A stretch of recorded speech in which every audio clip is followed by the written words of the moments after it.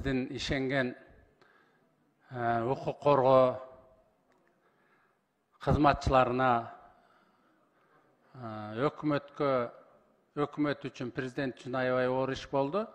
Эми кандай болду муну бир Кудай өзү билет. Анан кийин баары угулат убакыт өткөндөн кийин. Мына жанагы вордукун укпадыкпы? Президенттен баштап камалды. Анан менде мындай вопрос бар да, стенограмма үчүн.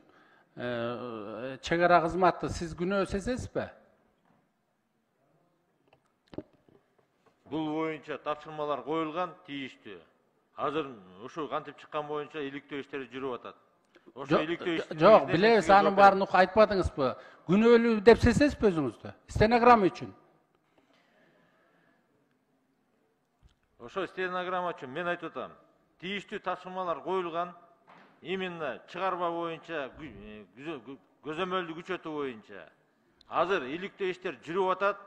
Ошо иликтөө иштердин негизинде мен сизге жооп берем. Эми иликтөө иш баягы душман кеткенден кийин кылычыңды бокко чап дейт. Анын эмне кереги бар иликтөө иштин? Баары кетип калгандан кийин. Негизи силердин иши өтө жаман.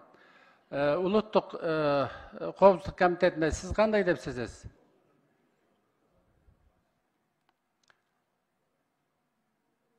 Күнөөңүз барбы? Күнөөңөр барбы спецслужбанын?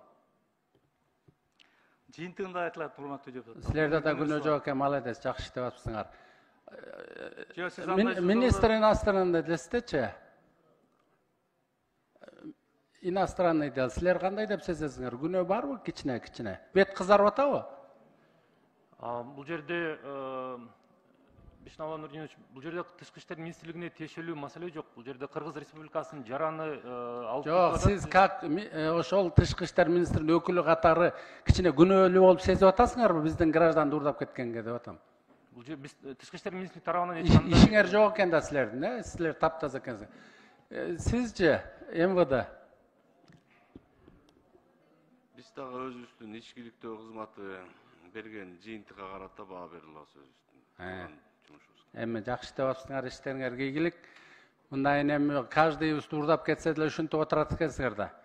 Негизи бул аябай чоң биз үчүн уят иш болду.